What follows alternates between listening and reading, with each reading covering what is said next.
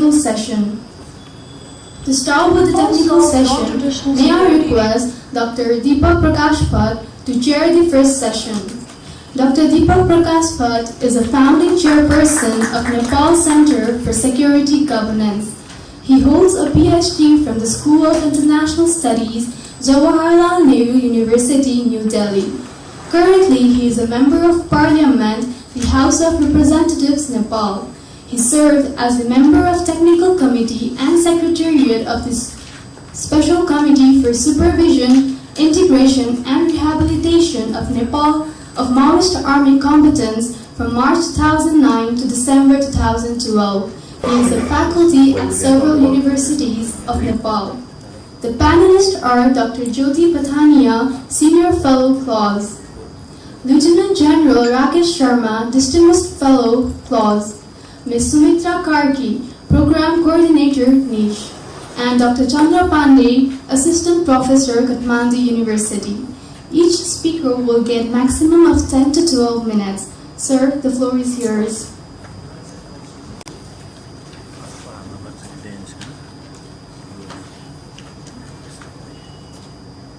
Good afternoon. Namaskar, good afternoon. First of all, I would like to welcome you all in the very unique program organized by Niche and Clause. It's the first kind of national or the annual dialogue on traditional and the non-traditional security issues in South Asia. So I'm thankful to these two organizations providing me this opportunity to chair the session. And I welcome all the participants, especially the distinguished participants from the security community, the strategy community who has been working here, and of course in India with the Clause and in the many other organizations. And in this unique kind of annual dialogue and organized by these two very prominent institutions, as we know, though it has not been in the much scenario that organizing regular seminars and the workshops or the conferences, Niche and the Clause. The Clause is very renowned defense think tank of India, has been leading and always remaining in the top 100 and top 50, and even before going up and up with its renowned publications in the world's strategic and the global think tanks. And I think better without going into details of all other things, I will start the technical session where we'll be talking about the current non-traditional security challenges in South Asia, focusing on Nepal and India, and of course its regional impacts. And as we have seen that the security discourse has been rapidly changing in the given context, internationally, regionally, sub-regionally, and nationally, and locally, and individually. So it has transcended the boundaries with the new form of the globalization and digitization, and many issues ranging from traditional security, armed forces, defense forces, paramilitary forces, to civic engagement and civic issues, where we can talk about river and ranging up to the environmental challenges and food security and all these things. I think the representative will cover on these dimensions. So I think, first of all, I would request Dr. Jyoti Pathania to make her presentation on conceptual analysis regarding the non-traditional security. She has been Senior Fellow and Chairman of the Clause Subject Committee at the Clause, New Delhi. A very good afternoon to all of you. And at the outset, I must tell you that non-traditional security as a topic is something which is recently being talked about in not only academic circles but also in policy circles. What does it mean? What is the typology? How is it related to international security? How is India and Nepal going to tackle non-traditional security issues? What are the recommendations? It is not possible to talk about all these things in just about 10 minutes' time. But I'm going to collate my data and try and be as precise as I can be possible. To begin with, I just want to say that everybody knows about traditional security because it is related to military. But what we see coming and touching and affecting our lives is non-traditional security. How do I intend covering my presentation? You know, non-traditional security in its various forms has assumed greater prominence in the security discourse today. And as I told you, not only amongst the policymakers, also amongst the practitioners, amongst us, the scholars.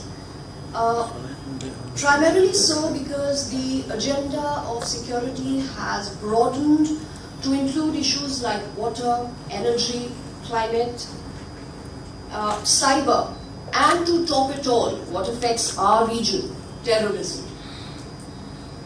Slowly, gradually, but firmly, I believe these are evolving into traditional security issues, and because of non-traditional security issues evolving themselves as traditional security concerns, it is not going to be easy to address them. So, in hindsight, what I can see is that slowly and gradually these are evolving into a significant traditional security concern if they are left unaddressed and unattended to. So my paper attempts to trace the etymology of non-traditional thinking, including the historical perspective, to talk about the various theories, paradigms, and metaphors which are involved in this field. Then I'll talk about the shift in the security paradigm from traditional security, which is primarily military, to the non-military security issues, and see if there is any interface. Interface, in other words, means linkages between traditional and non-traditional security issues. And in the end, I would like to propose some recommendations primarily for the South Asian region. Now, coming to etymology. What do I mean by etymology? Etymology primarily means the genesis, how this term, the notion of non-traditional security, came about in the field of international relations. I would deal with the etymology by, again, dividing it into two topics, or rather two subtopics, the concept and the genesis. If you see the concept of non-traditional security, I have again divided it into the pre-Cold War era and the post-Cold War era. Why did I do so? Because starting from 1648, Treaty of Westphalia, when the political sovereignty and territorial integrity of a nation was supposed to be sacrosanct, to the demise of the Cold War, when suddenly you had economic security, you had cultural security, which came into prominence, the dividing line was the demise of the Cold War. So what happened? The historical picture, as I already told you, Cold War security, post-Cold War security. Cold War security limited to territorial and political security. So then what happened? Demise of Cold War, after Cold War, like I told you, issues like economic and environment security came into prominence. So a term of comprehensive security came into the understanding of international relations. Of security remained the state. State remained the primary facing motive of security. So state was the end-all and be end-all of security. So when did this change? Yes, it changed in the decade of 90s. And why do I say that? Because in the 90s, for the first time, the concept of human security came about. What happened was the discourse on security shifted in the 90s from the individual, from the state being the primary facing motive or being the prominent actor, it became the individual. The Human Security Report was written by Mehboob ul Haq. It was a UNDP report, and of course he was assisted by Professor Gustav Ranes. He was from the Yale University. So we see that the discourse on security changed. I will not say changed, I will say it enhanced. So there was reorientation of security discourse by including human or the individual security. So now I come to the genesis. Where did this thinking of non-traditional security come about? Before I talk about these factors written there, in my research I found the concept or the genealogy of this idea of non-traditional thinking dates back to 361 BC. If there are some bells ringing, if they are not, I'm referring to Kautilya.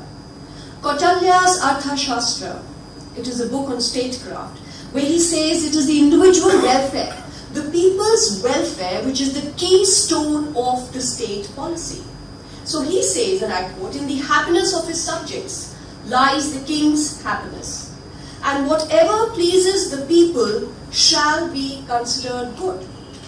For the welfare of the people, the state has to carry out the development activities. This national organized crime, which is influencing not only our region but world over event, the 9/11 is evident in front of all of us. So now I just give you a quick roundabout of the 60s. These were some reports, some debates which happened in 60s which talked about non-traditional security. In the 70s, Kanti Bajpayee says, and I quote him,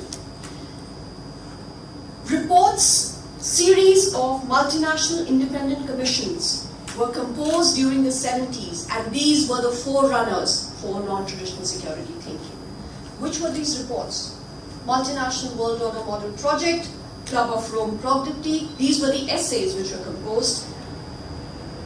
In the 80s, so I've covered 60s, 70s, 80s, the reports which talked about non-traditional security or had linkages to them were the North-South report.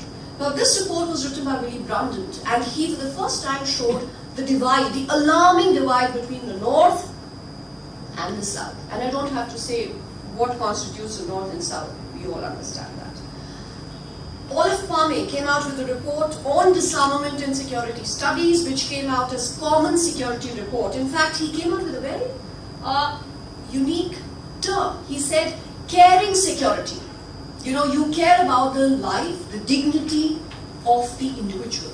So that was of prime importance. So far and so forth. Then we come on to the 90s.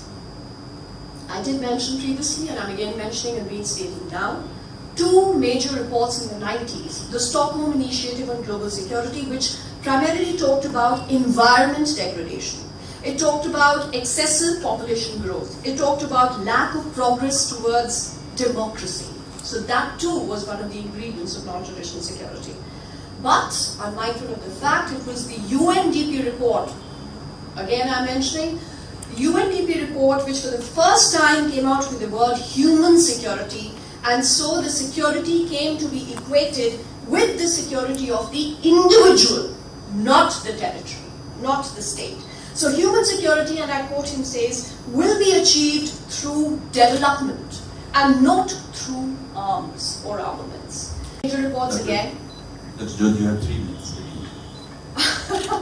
I'll try, but 3 minutes is not going to work. I think I'm going to request the chair to give me at least 5 more minutes. In the 20s, the most important report which affects us was this non-traditional security challenges in South Asia report.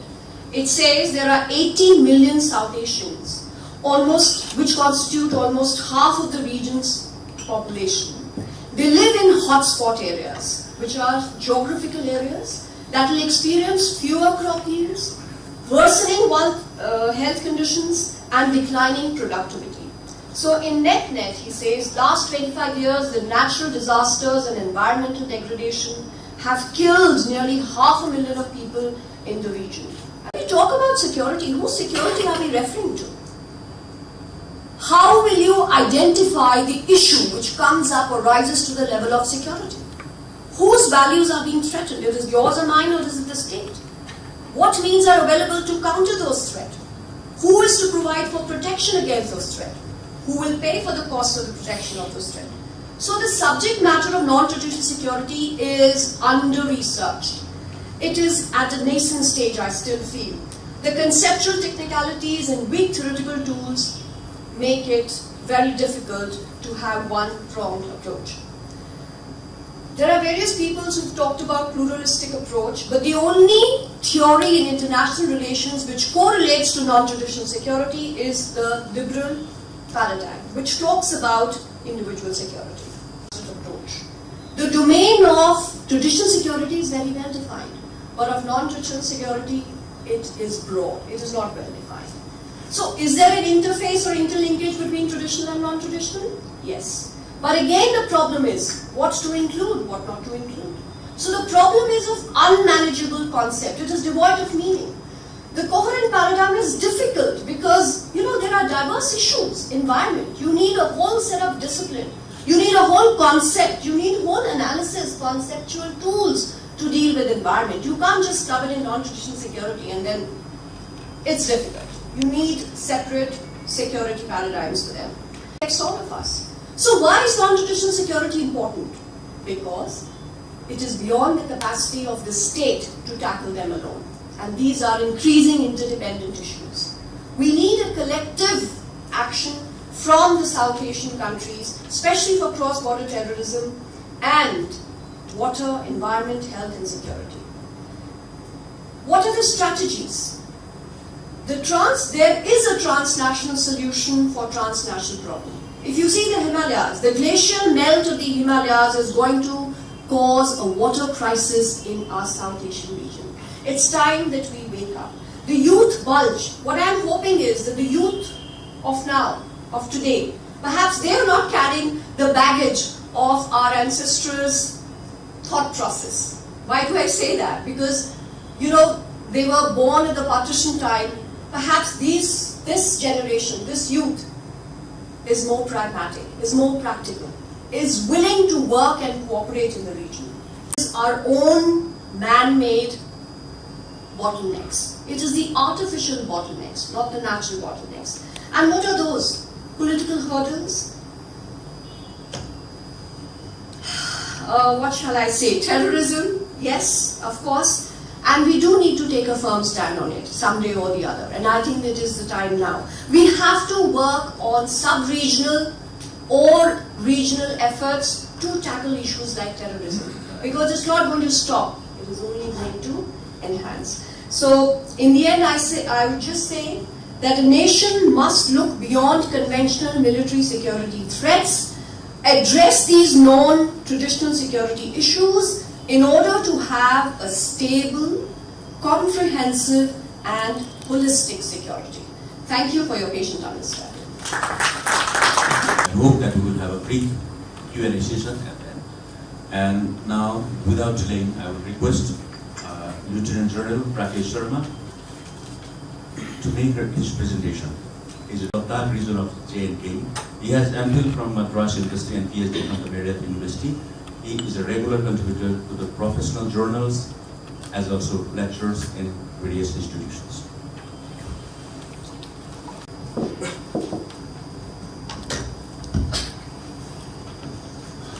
Thank you, Dr. Bhatt.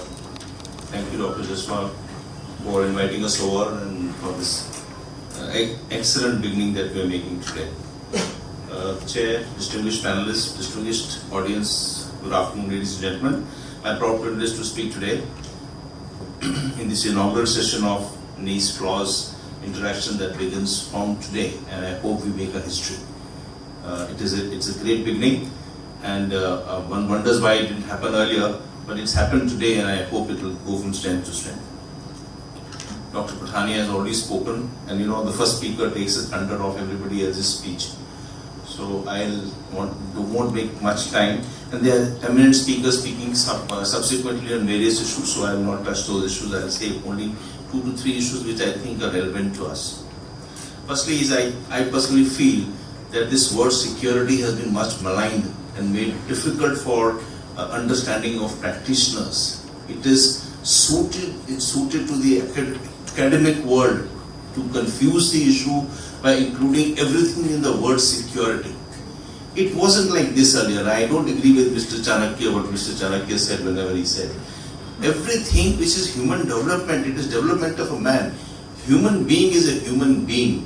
He is not a security being. So when you wanted to confuse the issues of all the Western people who could not find anything suitable to write when the Cold War ended, they said, okay, let's make everything security. So it broadened the issue and made the security issues more and more incoherent. And then they divided between traditional and non-traditional because they felt, I would feel so, that they felt that in the interstate wars are few left in subsequent times. And since interstate wars are few, security issues must be expanded in a form that they actually affect more and more people. So this issue has caused immense amount of incoherence, and we need to address the very basics of incoherence. And when they started including the issues of non-traditional threat, the issues included is in virtually everything. Everything that can happen has been included into the ambit of non-security, non-traditional threat. And who is to handle it? They are bureaucrats and politicians, because they are the ones who are security managers now, because these issues become their being. Education is also a security issue which has to be handled by our education ministry. So you can keep expanding the world and cause more and more confusion. So that's the basic thing I start with. Is there a blurring of lines between traditional and non-traditional? I would say yes. And you know, when you talk academically non-traditional, I would say one example in subcontinent. You know, of course, when you talk India, everybody talks India, and you just talk Pakistan automatically. So when I just can't avoid talking Pakistan and not or China for that matter. Anytime the tension brews between India and Pakistan, first thing that comes up in all media is Indus Water Treaty. Water is a non-traditional threat, but Indus Water Treaty comes to fore as a traditional threat. Whenever there are issues which relate to China, we talk about Brahmaputra or Sangpo, Yarlung Sangpo as we know it, and there are obvious relationships between these issues. So where does a traditional start and where does non-traditional start is all very confusing. Their security landscape has overlapped.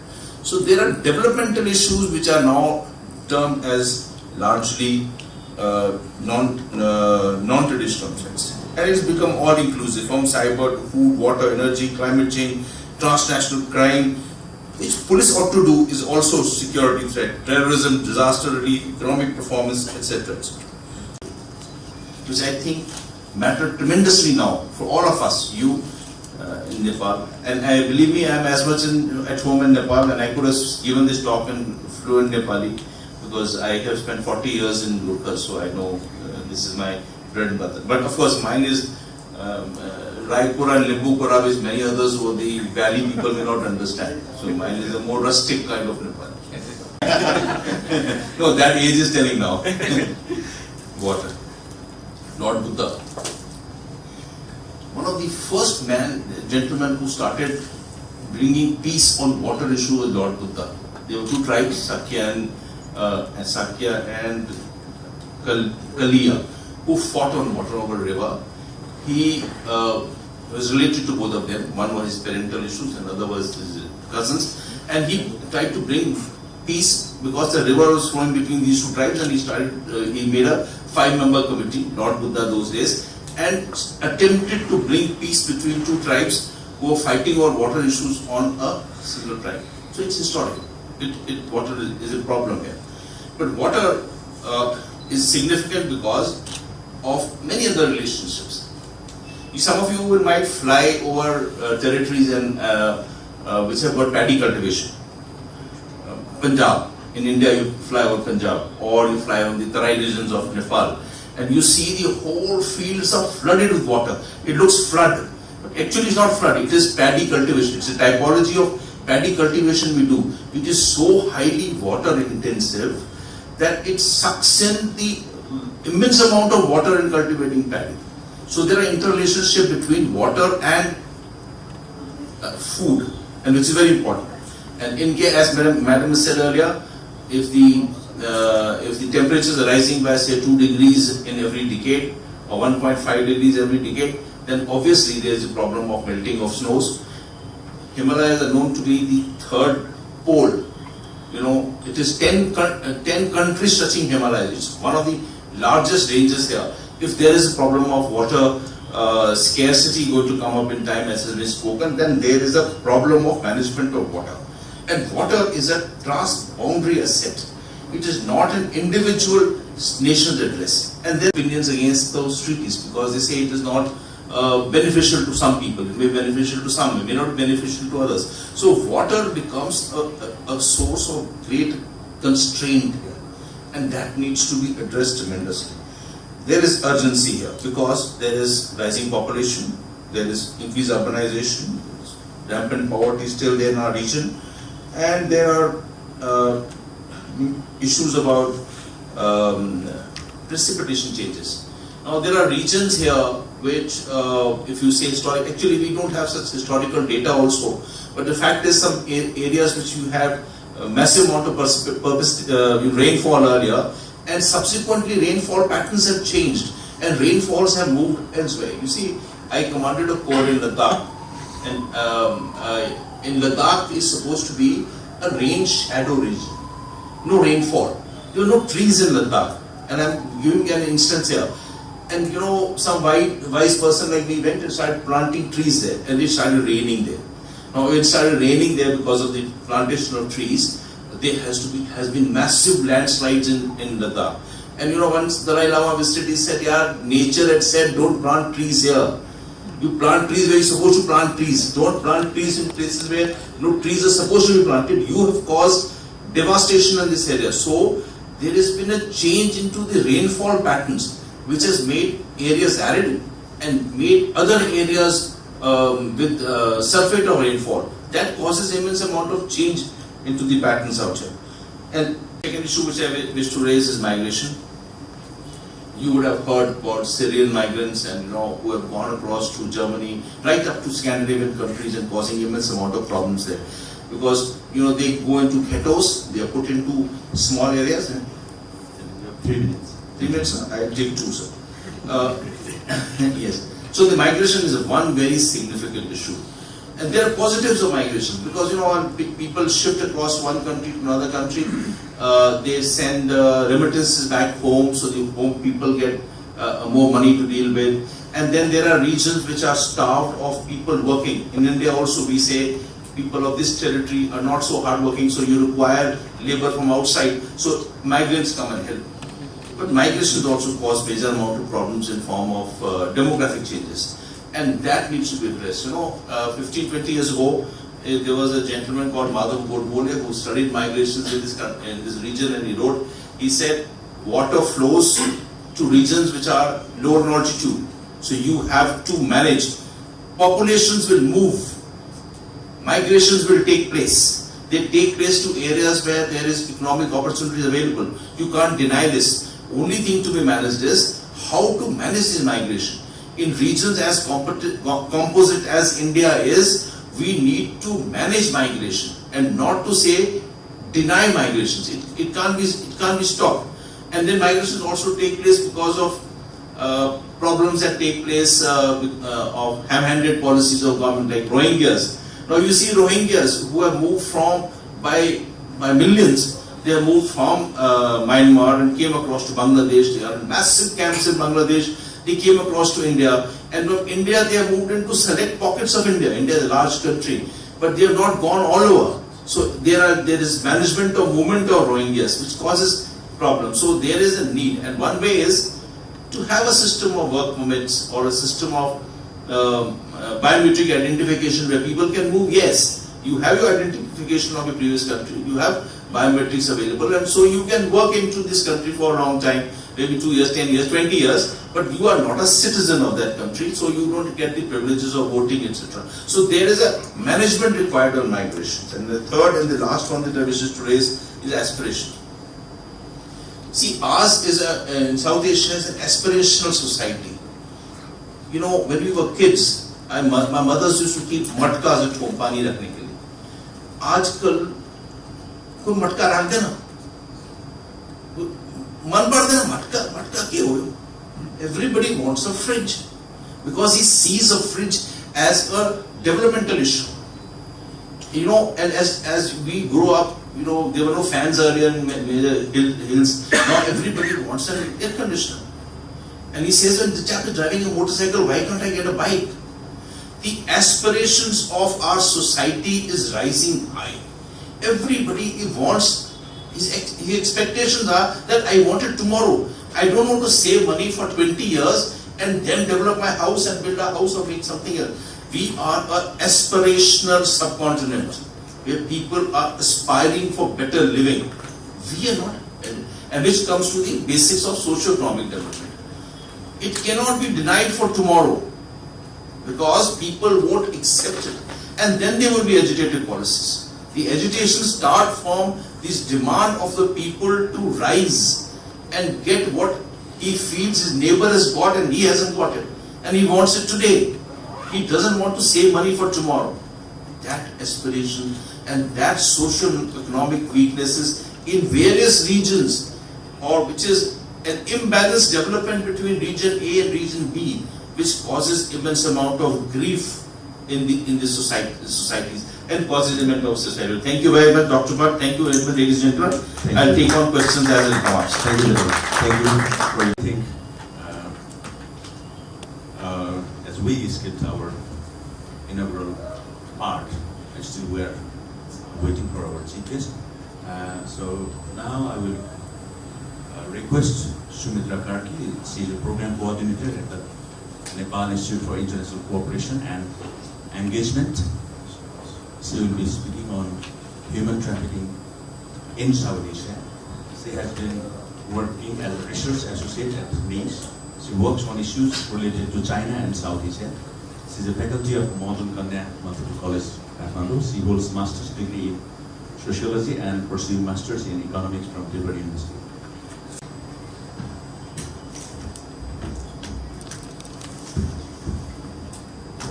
Thank you, Chair. After listening such a senior speaker, and hope you have that much patience to listen to me.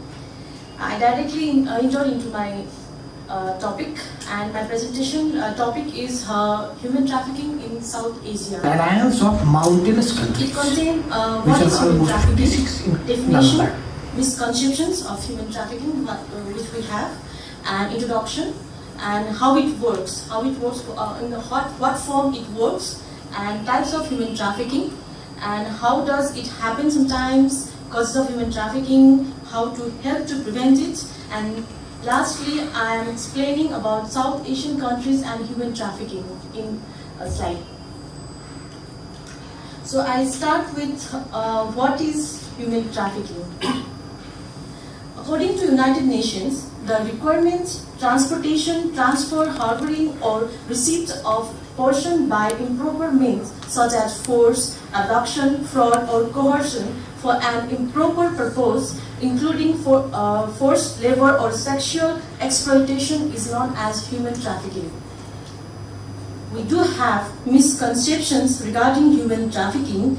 We generally think human trafficking includes only sexual harassment or sexual slavery, but in reality, human trafficking includes forced labor, domestic servitude, or organ harvesting as well.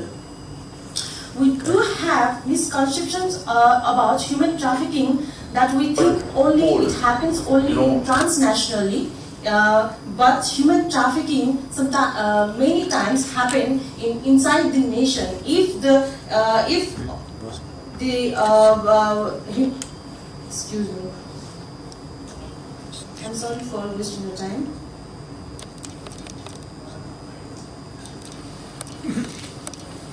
Human trafficking happen only in developing countries, but nowadays human trafficking is not only a problem of developing countries, but human trafficking is a problem for developed country as well. Because developed country has so many resources and instruction to do it as so much better. I'm going to introduce human trafficking. Human trafficking is the third largest international crime It is over 1 million people trafficked annually. A group of crimes involve exploitation of men, women and children for financial gains is known as human trafficking. Human trafficking is a part of the larger problems of slavery. How it works? It works in three forms like act, means and purpose. In act, you can say what is done as an act. It happens in the form of requirements, transportations, transfer, harboring and receipt of persons. And in a means, the act has been done by threat of use of force, coercion and abduction, fraud, deception, abuse of power, giving payments, benefits to the person in control of victims. For sex and human trafficking for organs. Here inside in picture we can see the different form of human trafficking which includes these three topics. Now how does it happen sometimes? It happens sometimes in poor families who are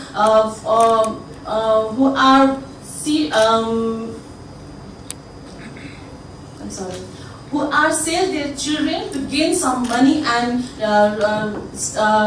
survive their day-to-day life. And children sometimes it happens children who are worked to buy freedom, and poor desperate men, women to buy freedom and bonded into to debt. They have no chances to repaying, and natural disaster. Here I mention natural disaster, but after the devastating earthquake happened in Nepal 2015, the ratio of human trafficking has raised very high.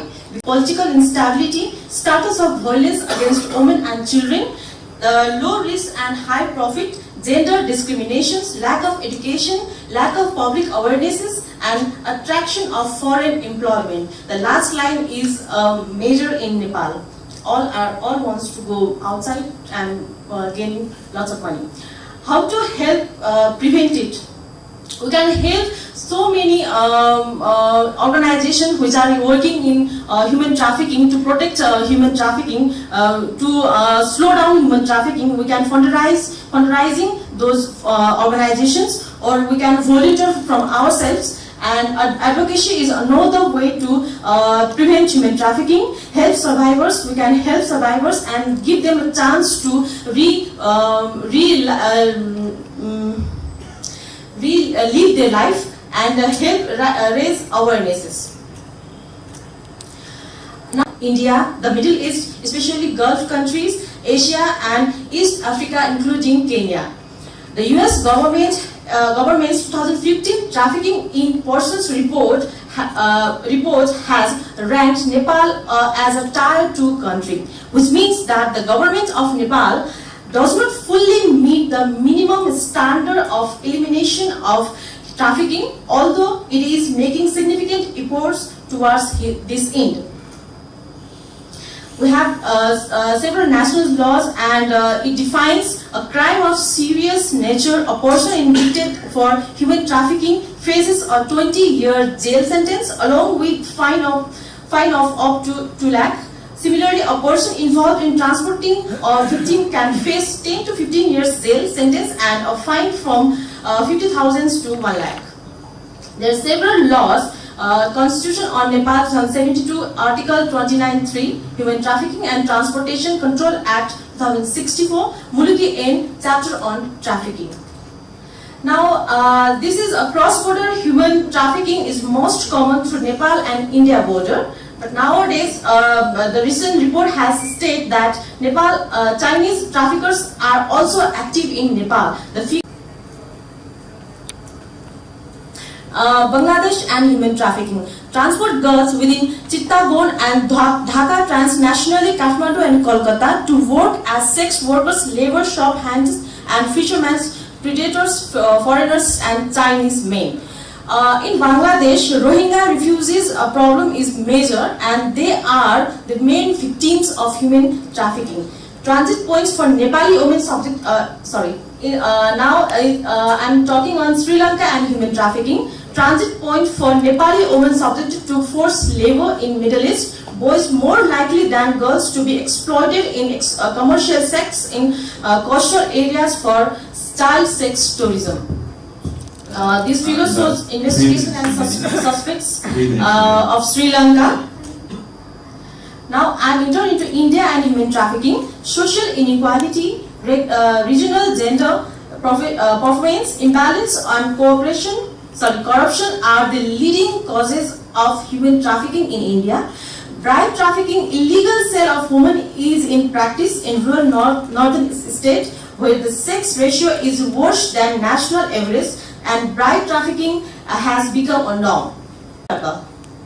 And the West Bengal it has higher rate of female human trafficking. Now Maldives and human trafficking. The Maldives is a destination country for men, women and children subjected to forced labor and sex trafficking, and source country for women and children subjected to labor sex trafficking. The anti-trafficking bill introduced in December 2013 criminalized sexual exploitation and forced labor in Maldives. Now Pakistan and human trafficking. According to the Global Slavery Index reports, Pakistan has the third highest population of enslaved people in the world and is one of the primary sources of women trafficking. There are news of Pakistani girls being trafficked to China, and the figure shows number of human smuggling trafficking arrested since 2014 to 2017. Now Afghanistan and human trafficking. Over last 5 years, Afghanistan is a source, transit and destination country for men, women and children subjected to forced labor for sex trafficking. Afghan women and girls are subjected to sex trafficking and domestic servitude primarily in Pakistan, Iran and India, including through forced marriage in Iran and Pakistan. And human trafficking happen in nearly every country in the world, developing and developed countries. We are now living in a world where human trafficking is the fastest growing criminal enterprises. 75% of human trafficking is for sexual exploitations and are female, and over 50% of all human trafficking victims are children. These individuals are forced to work every single day without pay and under threat of violence, and they are unable to walk away. Stand against human trafficking and let's do it before it's too late. Thank you. Thank you. Thank you, Sumit. And the technical session will continue. Now Dr. Chandralal Pandey will make his presentation on Narayani to Gandak, trajectory of the transboundary water governance and the civic engagement. He has been doing his research, in-depth research in this particular area for many decades. He is an assistant professor at the Kathmandu University. Dr. Pandey. Thank you, Chair. Good afternoon, Chief Guest, distinguished panelists, distinguished guests, ladies and gentlemen. They already had 3 different presentations on traditional, non-traditional security issues and human trafficking. I will also be talking, I think, in the line of this non-traditional security issue, particularly focusing on water. I think water is life, and water is one of the most important components for our livelihood also. And many scholars have started to say that if we ever have, let's not have that. World war, that world war would be water war in the future. Although this statement can be a sweeping statement, but we can see a number of examples related to water. In this presentation, particularly this presentation is an initiative of TROSA, that is Transboundary Rivers of South Asia, actually funded by ICIMOD and Norwegian government in Oxfam. We are 2 partners, particularly Tata Institute of Social Sciences in Mumbai and then Kathmandu University. We are the 2 partners. And we've been conducting this research the last 1 year, and it's going to be completed in December 2019. So instead of talking about broad issues of what is non-traditional security or security, I will especially focus on the research what we are doing. If you look at water or transboundary areas, particularly what we see is whenever we talk about any kind of agreement, we can always see that the agreement takes place between state and state. For example, if you talk about India and Nepal, because it's Narayani to Gandak, India and Nepal, let's say. So here what we see is Kathmandu is talking to Delhi and Delhi is talking to Kathmandu, right? And that's important. I think that's the very much IR style of doing things, which is very, very important until now. But then at the same time, you can see some lexicons there. For example, mutual interest of the two countries, mutual benefit of the two countries. That's also fantastic, which is good.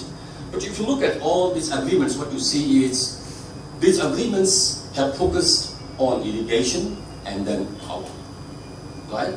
And in terms of, let's say, South Asian countries, irrigation is very important, and electricity definitely. We were in the darkness in the past. Electricity is also very, very important.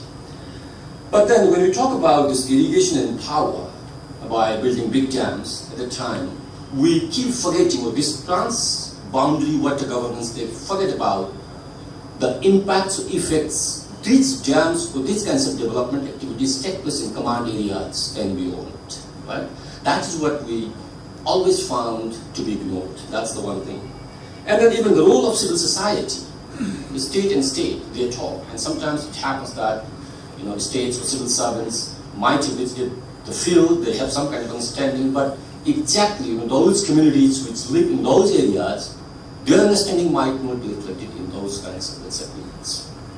So, in Chitwan, in these areas, in India also, in Bihar region, what we found is, the way we have developed our trans-boundary river agreements, they are not actually capturing the essence of command areas people. Although they might have helped to develop hinterland areas at the coast of communities which live just around the river where we build these big dams. Just an understanding, I think if you have a look at that, trans-boundary river systems, particularly in Nepal, we have Ganges, let's say, and the Kanali and Saptakosi also. These are three big, let's say, river systems which ultimately go to Bay of Bengal. And just have a look on this map. And if you talk about Narayani river system, there are also 7 rivers which come together and then becomes, let's say, Narayani in Nepal, and it's enters India there, and then one canal called Eastern Main Canal that takes water to Bihar of India, and then we have Western Canal that takes water to Uttar Pradesh. And you can also see, I don't have a pointer here today because of this arrangement, I think it's a bit difficult.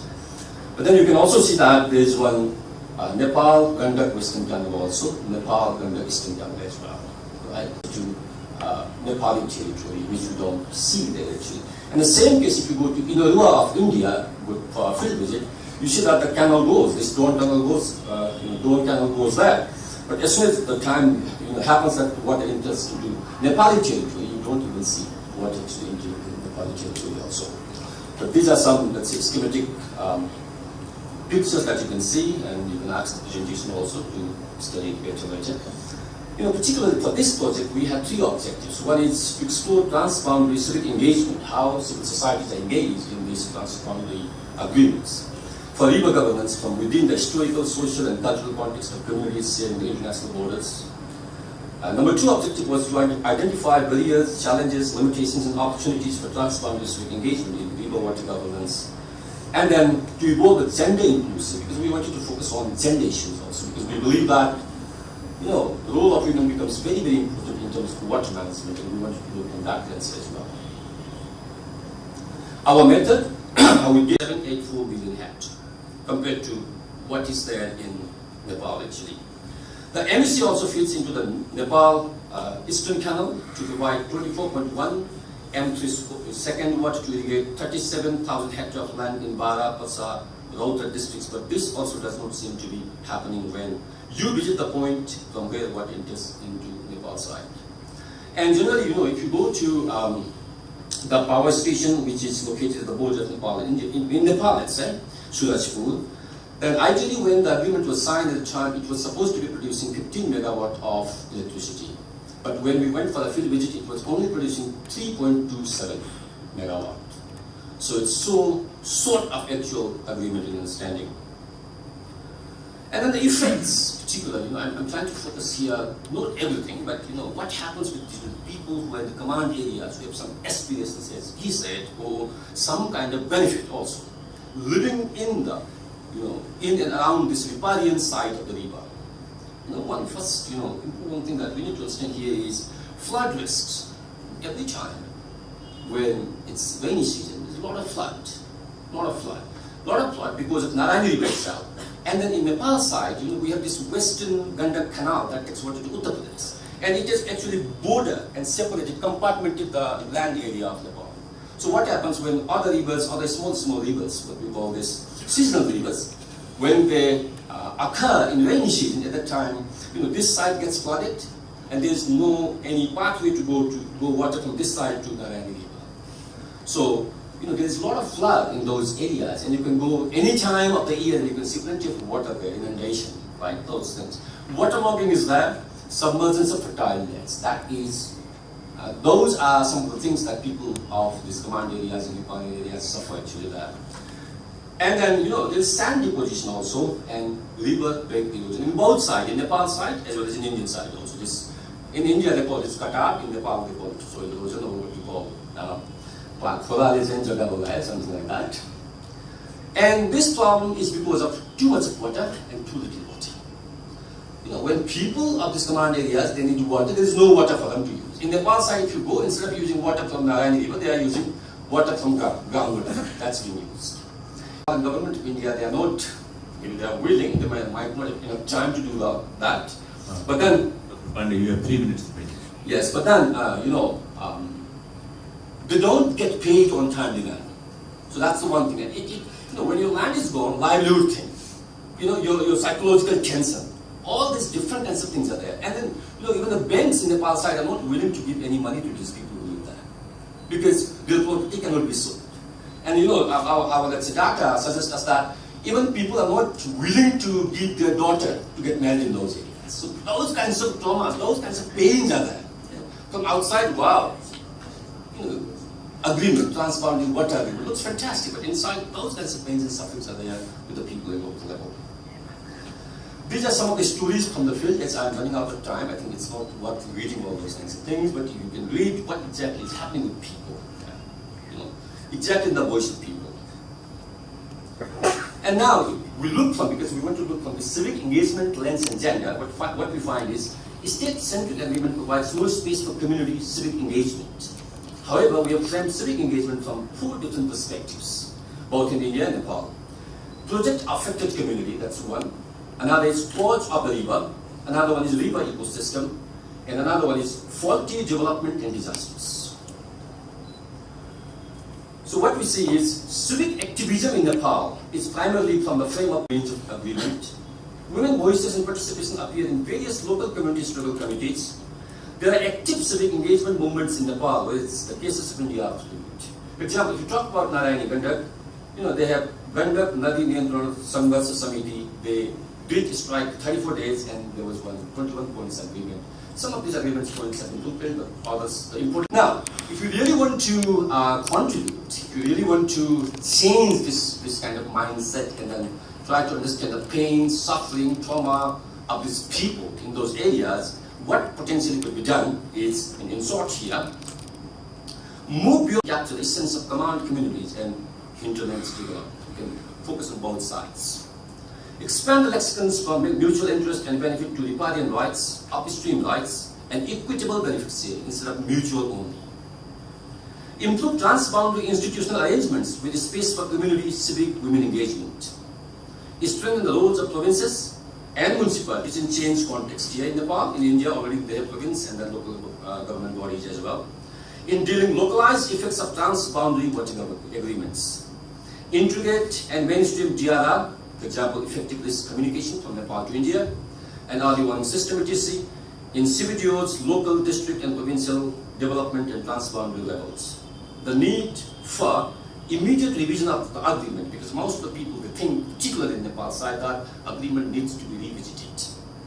To share equitable benefits of the transboundary river and preparedness against too much and too little of water, resulting into water-induced disasters remain a distant items on the agenda because of this IR thinking of agreement making. For now, but they need immediate attention. With this, I conclude my presentation here. Thank you very much for listening and your time. Thank you. As we are under time pressure, so we'll have a brief Q&A if possible. So let's go for a few questions, or or you can pinpoint, I think, not more than 4 questions. So at least we can have 1 question to feed it, and then we can have a more interaction during the tea session and the next technical session. So, yes. My name is Mitra Bandhu Paudel. I am associate with NBR Global Business Review. Just I would like to ask to Dr. Pandey. It's about you talking about river ecosystem. Last month when I was visiting Nawalparasi, especially I was talking to some entrepreneur there, and also the wildlife, naturalists there. They have the serious concern about the development that Nepal is dreaming, bringing the sheep, from upstream through Narayani River. What they were talking to me was basically you are going to destroy many aquatic life as well as endangered species such as gharial and magar crocodile. Not only those animals but also the wetland birds, migratory birds, very rare species of birds that we have. Those species which can be beneficial for the tourists visiting all the way from different part of the world or Nepal.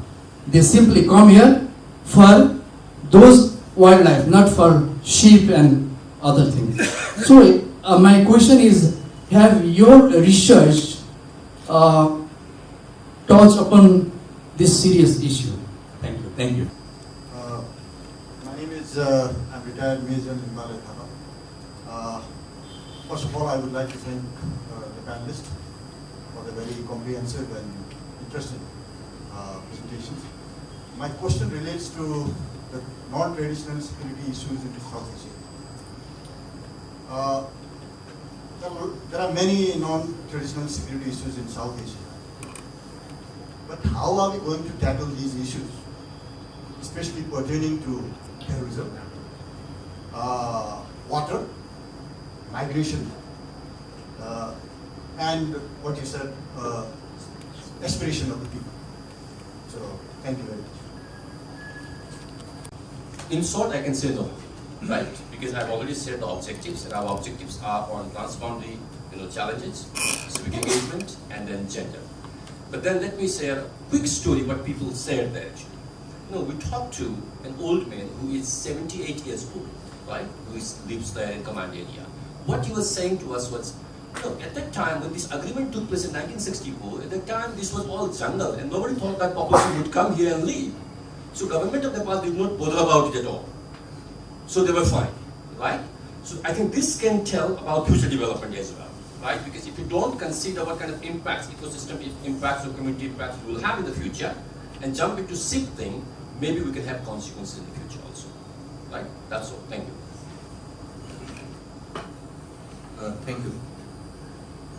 To answer you first, there will be, every issue will have many other channels and many other views. So while you want to develop a particular issue, say make a idle dam, there would be issues of environment, or there will be issues of tourism, and there are many other issues. So I think governments have to weigh it out as to what is the relevant, which is the most important issue that needs to be addressed. Now, maybe because it causes too much of devastation and floods, and people get displaced, you lose out on tourism. Where you have to lose out on tourism to give something else. So there has to be a balance met, and the governance has to come up to this one, sir. Jan Thapa, sir. So very interesting question you raised, and this question has been missing us for good 6-7 decades, as to there is no forum for sorting out our issues. So it's a very serious issue, and there is no clear-cut answer. But the fact of the matter is that there are certain issues which are bilateral between countries, certain issues which are multilateral, and it has to be addressed in that forum, in that manner. So if there is a bilateral issue, which Dr. Pandey was rightly mentioning, there is issues on Narayani River, or Gandak River, or the command issue, that has to be addressed in a bilateral manner. And all issues I think can be debated and discussed in some via media, joint research like they're carrying out, can find an answer. There's certain issues which are multilateral in nature, like for example, Rohingyas coming across, and they come across from Myanmar and Bangladesh. Now Bangladesh wanting to push them back, they come down to India, they reach up Jammu regions, they can cross to other areas. That requires a multilateral forum. Now we haven't had in this subcontinent a very great success story on multilateral forums. Fora, we need to address this issue. And one manner is that if in major discussions say terrorism, which my colleague will take on subsequently, if there is no success of the SARC Convention on Terrorism, maybe it needs to be addressed in another forum, another manner, say BBIN or BIMSTEC or some other forum. Maybe we get across and start talking. Maybe it will expand in time. But to say that only SARC is not a success story and when you're not able to decide on these issues, that's an important facet. And socio-economic development, I just finished here, sir. The issue of aspirations of people. This is a very key issue. That is why communities that we see in India, we are a diverse country. We see communities agitating because that community feels left out. It is aspiring to reach up to other developed communities. So there is a lopsidedness of development, and we need to address it within the country and across the region.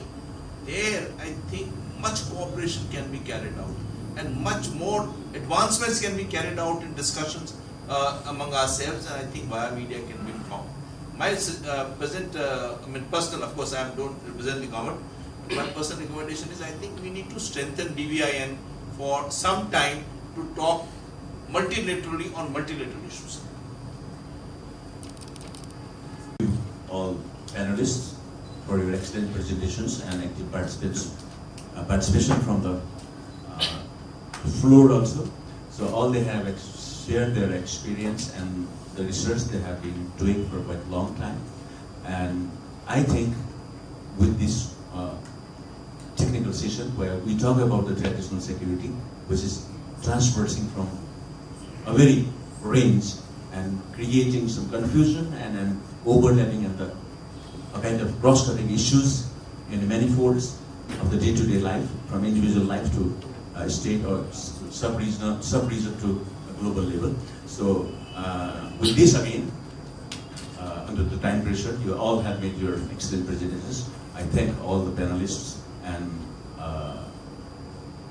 so here is the session is technical.